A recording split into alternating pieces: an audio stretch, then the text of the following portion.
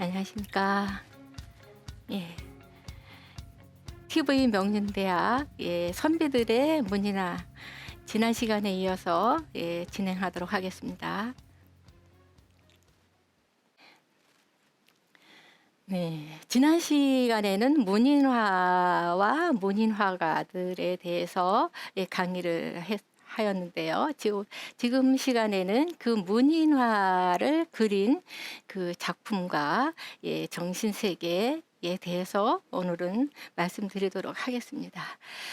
시대와 강인이라고 이야기하면서 시대와 강인의 문인화가 이렇게 제목을 정했습니다. 그래서 시대마다 그 왕조가 바뀔 때마다 그 새로운 왕조를 모시지 못하는 새로운 왕조에 대한 불만이 많은 이런 선비들이 많이 있었습니다. 그래서 쉽게는 당나라 때의 그 중림칠원 또한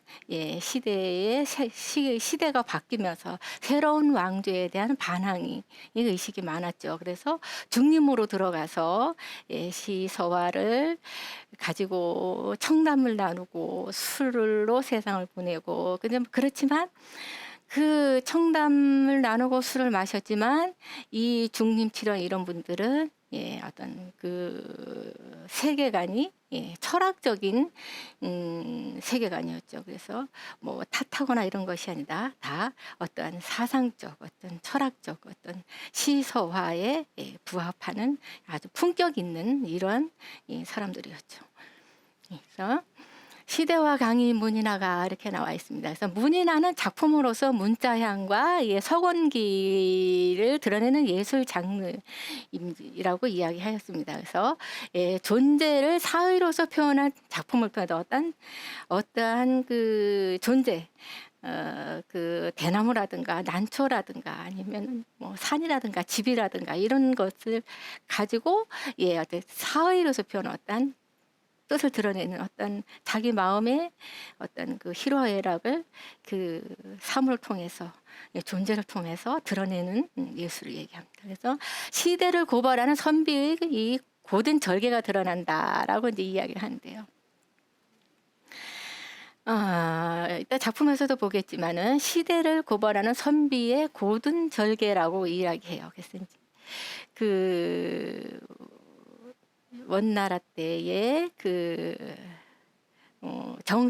정사공이라는 사람은 그 원나라의 땅을 밟지 않겠다. 나 원나라에다는 난초를 심지 않겠다. 이러한 그 마음으로 그림을 그렸는데 녹은 난을 그렸죠. 난초를 그릴 때 이 땅에서 살고 있는 난을 그리는 것이 아니라 난 뿌리를 아예 뽑아낸 어떠한 군자의 정신을 나는 이 나라에 꼽지 않겠다. 이 나라에 심지 않겠다. 이런 뜻으로 표현될 수 있죠. 그래서 녹은 난을 그렸습니다. 그리고 그 작가의 정신세계는 시대적, 사회적 메시지와 걸부가 된다. 시대마다 다 새로운 작품도 새로운 정치라든가 정신세계라든가 이 문화가 다 바뀌기 때문에 다릅니다. 그다음에 광인이라고 이렇게 하는 것은 미칠 광자의 개견대 망자가 있는 미칠 광자의 광인이다. 그러면 미친 사람이야, 미친 이렇게 이야기를 하는데요. 그 광인을 옛날에 우리 이 공자님께서는 이 논어에서 이렇게 이야기했습니다. 강자는 진취적 기상이 있다라고 합니다. 강자는 진취적 기상이 있다. 그다음에 작은 예절의 구애를 받지 않으며 뜻은 크지만 이래는 소략하여 찬란하게 문장을 이루었지만 그것을 말음질할 줄 모르는 자가 강자라 이렇게 얘기했습니다. 그래서 그 향원보다는 광자가 낫다 이렇게 이야기를 했어요. 그래서 뜻이 큰 사람, 쉽게 말하면 어떤 경계를 넘어선 사람을 이야기하죠. 그래서 그림을 그리는 사람도 마찬가지입니다. 그림은 똑같이 약간 사의화가 나고 사실화가 나와 있지만 사실화에서 사의화가 됐다. 사의화를 그렸지만은 사의화 중에서도 그 뜻이 더 높은, 더 함축적이고 더 무엇인가의 메시지를 던질 수 있는 이러한 작품을 하는 사람들은 보통 보면은 좀 광인이라고 이렇게 얘기합니다. 광인. 예. 그래서 그 강자를 차라리 뜻이 높은 사람을 강자를 제자로 맞아들이겠다 이렇게 이야기했고요.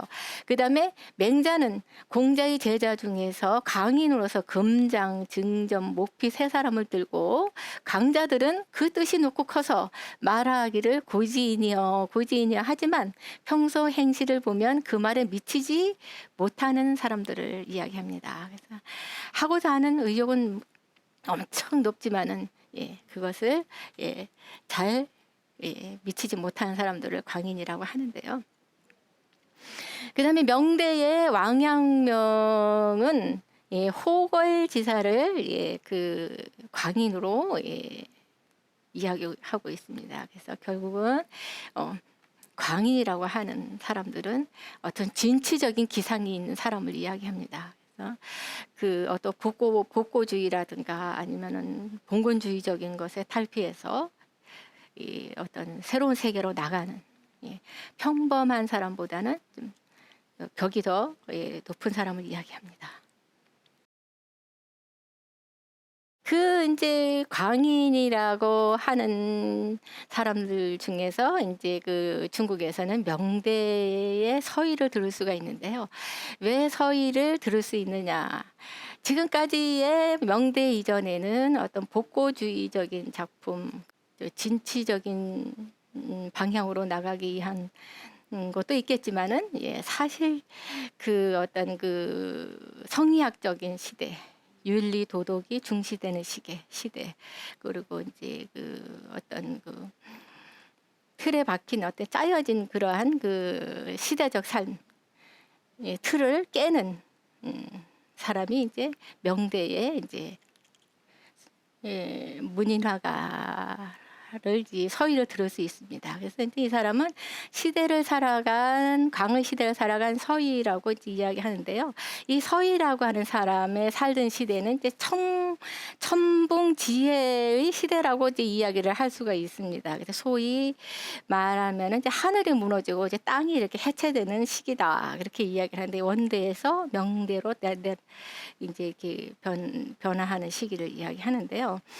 그래서 이제 그 모든 권리와 이제 도덕이 이렇게 무너지는 그리고 그 부정되고 도덕성이 부정되고 또 정치 경제적 체제가 이제 붕괴되던 시기에 이제 명대 시기였었는데요. 그렇기 때문에 이제 새로운 정치적으로 이렇게 그 붕괴되고 또 어떤 그 체제가 복잡해지고 하게 되면은 그 어려운 시기에는 이 광인이 나온다라는 이야기가 있는데요. 그때 당시에는 광인의 시대다, 광라고 이야기를 하고 있는데요. 그래서 이 서희라는 사람은 이제 그때 이 태생부터가 이제 어렵게 이 시대를 살게 됐습니다. 그래서 아버지가 설총이라는 분이었는데 이분의 설총이라는 아버지의 첫째 부인이 일찍 돌아가시고 둘째 부인이 묘부인이라는 분이 계셨는데 그분이 자식이 없었습니다. 그래서 그 묘부인이 데리고 온 시녀를 이 후처로 삼아서 난 아기가 이제 서희입니다. 그런데 그 시녀의 아이로 태어났고 기르기는 이제 그 묘부인이 키웠습니다. 그래서 서희는 태어나서 100일 정도 됐을 때 아버지가 돌아가셨어요. 그래서 그 묘부인이 13세까지 이제 키우게 되었는데요. 그래서 아주 어려운 시기를 거쳤어요. 그렇지만은 이분이 6살 때부터 이제 팔고문을 익히고 학문을 아주 똑똑하고 잘했다고 해요. 그런데 이분이 원체 개성이 강하고 어떤 진취적인 기상이 있었기 때문에 그 어떤 반주자학적 이런 사고를 가지고 있었어요. 그래서 이분이 과거를 9번이나 낙방을 하게 됩니다. 그 9번이나 납방을 하게 된 이유는 뭐냐? 그 팔고문적인 어떤 체계적인 그 틀의 이 어떤 학문을 벗어나서 이 자기 개성이 너무 강하기 때문에 계속 이제 떨어지게 된 것이죠. 예, 그래서 이분이 이 많은 이제 가슴에 상처를 갖고 있었던 분이고, 그다음에 이 서희라는 사람은 대사의화라는 회화예술을 창안하여 강일의 경지로 나간 예술가입니다. 그 강일의 경지로 나가는 그 예술가는 예, 그 예술의 경지가 어떤 가슴의 울분이라든가 어떤 정치적인 어떤 불만이라든가 이런 것이 많이 내포되어 있습니다. 그리고 이분이 이제 그 국가 기밀을 관장하는 그 호정원의 밑에서 밀서를 쓰고 이렇기 때문에 그 호정원이라는 사람이 이제 잘못되면서 어떤 불안 심리가 좀 있었고, 대사의화라는 회화예술을 창안하며 광일의 경지로 나간 예술가 중에 이제 서희가 있고요. 그다음에 유불로부터 일격가, 기, 졸, 추 등의 이 전면에 등장하는 계기를 제공한 분이고요. 그다음에 그것들을 양면심학의 영향 아래 강의 새로운 양식으로 자리 잡게 한 분입니다. 이 묵포도를 이제 보면서 그 명대 서희의 그 예술 세계, 그리고 뜻을 드러내는 사의의 세계, 그다음에 어떤 자기가 이 그 못다한 그 정치적 아니면 이제 입신양면에 대한 한을 그려내는 이 그림입니다. 그 면모를 볼 수 있는 그림이 이제 묵포도에서 나타나는데요. 일단은 필치를 보게 되면은 이제 이 보통 포도 넝쿨에 이 포도 잎을 그릴 때에 어떤 그 먹을 찍어서 이렇게 세세하게 그리는 어떤 그 유가적 필법이라 그러나요? 그렇게도 이야기할 수 있겠지만은 이 툭툭 던지는 먹을 찍어서 그냥 툭툭 던지는 그러한 기법을 이렇게 많이 썼고요. 그다음에 이 그 문인하는 이 화면 한 바탕에 시와 서와 하가 한 화면에 어로 이게 이루어진 것을 이제 보통 보면 문인화라고 이야기하는데, 그 쉽게 말하면은 시가 없어도 그림을 딱 보게 되면은 그림 안에 어떤 시서화가 다 느껴지는 그림도 어떤 문인의 그림입니다. 그래서 이 서희의 묵포도에서 느낄 수 있는 것은 이제 이 그림도 그림이지만 시 속에서 반생 동안 영락했던 영혼이 이미 늙은이가 되니 외딴 서재 저녁바람 쓸쓸하네. 부달의 명주는 팔 곳이 없으니 한가로이 들 넝쿨에 던져버린다, 이렇게 얘기했습니다. 그래서 방생락 백이성옹이요 독립서재 소만풍 필저 명주 무첨에 한포 한처 야등중이라고 이야기했습니다. 반생 동안 영락했던 영혼이 이미 늙은이가 되었다. 반생 동안 열심히 공부하고 또 출세하려고 애를 쓰고 다 했었지만은 이제는 이제 늙은이가 되었고 서재에 이제 홀로 앉아 저녁바람이 쓸쓸하다라고 하는 것은 굉장히 처량해 보이죠. 부달의 명주는 팔 곳이 없다. 내가 가진 모든 재주나 학문이나 자기가 가진 그 값진 그 어떤 그 배움을 어디 쓸 곳이 없다 이거죠. 쓸 곳이 없어서 한가로이 들넝쿨에 던져버린다라고 했어요. 그러니까 한가로이 들넝쿨, 구슬을 포도 덩굴 밑에다가 던져버렸다, 이렇게 이야기를 할 수가 있는데요.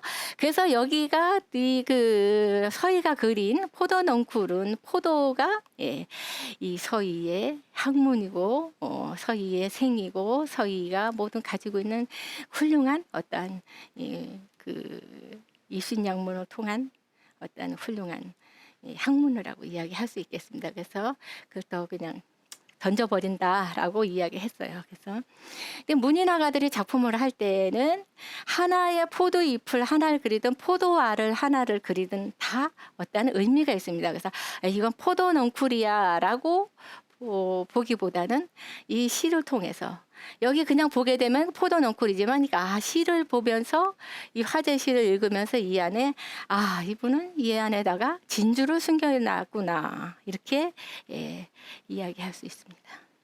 문인화에서 보통 기본적으로 이렇게 다른 화목과 다른 점은 문인화는 보통 보면 간략하게 그린다거나 아니면은 어떠한 사물을 함축적으로 잘라낸다거나 또 아니면은 또 던져버린다거나 뭐 이런 함축적인 내용이 간략하면서 간략하면서 기운생동한 작품들을 이야기하는데요. 여기에서는 그때 당시에 반주자학적 어떤 유교의 주자 성리학이 쭉 내려오면서 어떤 정돈된 이러한 규율이 있었다면은 그림도 마찬가지로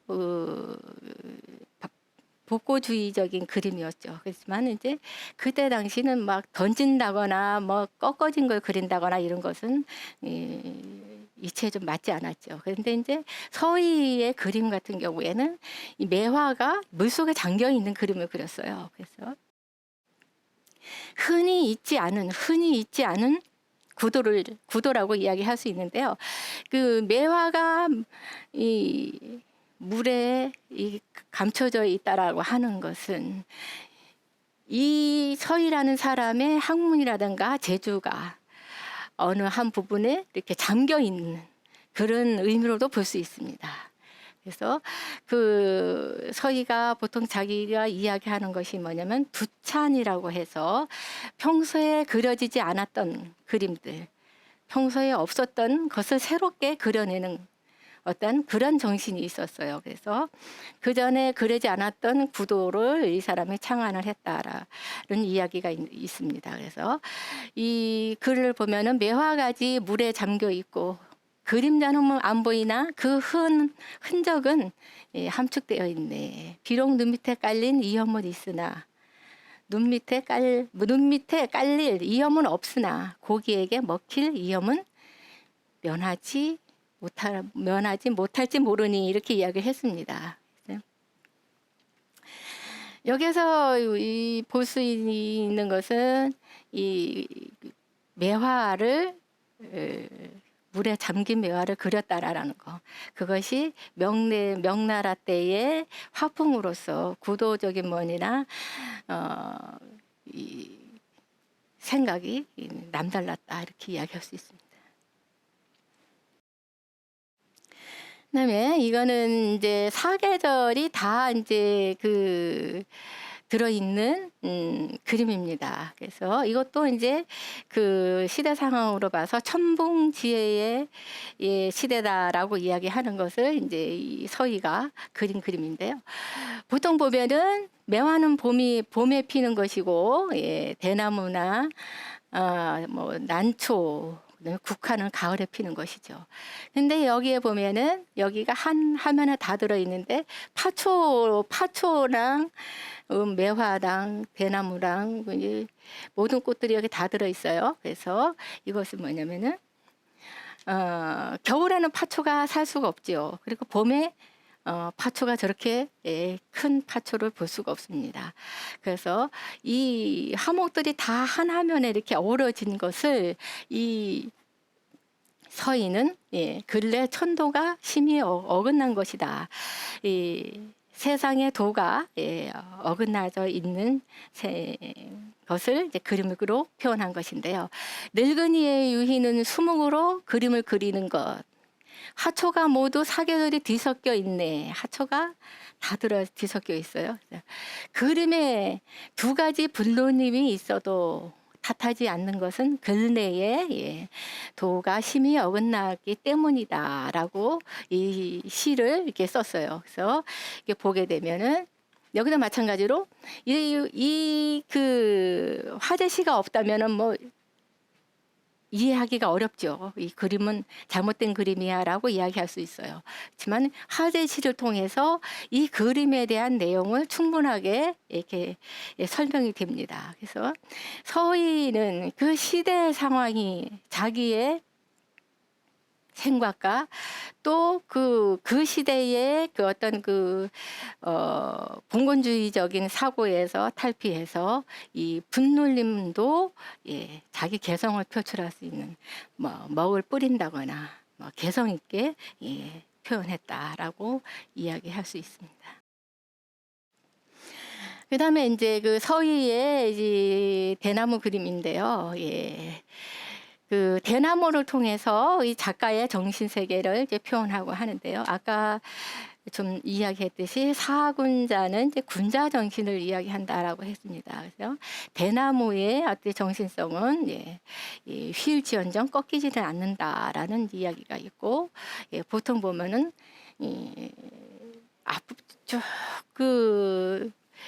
계속 올라가면서 푸르름을 봄, 여름, 가을, 겨울 푸르름을 잃지 않는 이 꼿꼿한 선비를 의미하는 화목 중에 대나무를 이야기하는데요.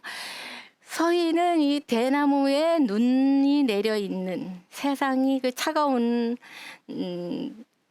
모습을 이게 드러냈다라고 할 수 있지만은 특이한 것은 뭐냐면은 대나무의 주간 대나무가 꺾여서 잘려 나간 그림을 그리기는 쉽지 않습니다. 문인들이라면은 반듯하고 이 정돈된 이런 그림 중에 대나무가 잘렸다라고 하는 것은 자기의 어떤 입신양명이 단절된 이런 뜻을 이야기를 할 수 있고요. 그다음에 그 꿈을 키우지 못한 그런 마음으로 볼 수도 있습니다. 그래서 설죽화를 완성했지만 너무나 쓸쓸하니 절개는 가려져 있고 청아함도 묻혀 있으며 아름다운 가지 끝은 꺾여 있네라고 했습니다. 유독 나와 같은 곳이 있으니 천장이나 쌓인 하늘 풀기가 어렵구나. 여러분들도 보게 되면 이 대나무를 통해서 진짜 한마는 그림이구나 이렇게 느껴질 수가 있습니다. 그래서 이러한 그림을 그린 대나무가 꺾인 그림이 명대 이전에는 그림을 그게 흔하게 나온 그림이 없습니다. 그리고 이 대나무를 비롯해서 나의 한을 표현했다라는 것이 이제 문인 정신의 이제 문인화라고 할 수 있습니다. 그래서 오늘날에도 이제 이런 정신을 받들어서 보통 사곤자들을 많이 그리고 있습니다. 그래서 이 서희라고 하는 사람은 가난하고 춥고 입신양면도 안 되고 나갈 간지가 나갈 수도 없고 이러한 부분을 세상이 이렇게 추운 눈 덮인 파초를 그렸어요. 겨울에 파초가 없지 않습니까? 그죠? 겨울에 파초를 그린다는 것은 쉽지 않은 거예요. 그래서 그 문인화는 이렇게 그 이치에 문인화는 이렇게 이제 그 이치에 맞지 않는 이렇게 그림을 그렸지만은 이 뜻을 시를 써서 이 지금의 내 심정을 표현해낼 수 있는 것이 문인화입니다. 성유 그림을 통해서 이렇게 또 자기의 생각을 이야기하기도 합니다. 그 다음에 이제 팔대산인의 그림이 이제 문인화로서는 이제 그 사회화적인 훌륭한 그림으로 뽑고 있는데요. 팔대산인은 명말 그 왕족의 이제 그 한 사람으로서 이제 그 명나라가 망하면서 이제 왕족으로 이제 은둔 생활을 한 사람 중에 한 분입니다. 근데 이분은 이제 그 은둔 생활하면서 이제 승려가 됐는데 승려가 됐으면서도 그 어떤 그 청왕조에 대한 반항 의식을 많이 가지고 있었는데요. 그 청왕조에 대한 반항 의식을 이렇게 눈을 배관시하는 이런 그림을 주로 그렸습니다. 네, 이번 시간에는 그 문인 선비 문인화가로서의 명대의 서위의 그림을 통해서 문인 선비 문인화의 어떤 내면의 의경을 드러내는 이 시서와 에서 나타나는 이 신비 의식을 살펴보았습니다. 시간 함께 해주셔서 감사합니다.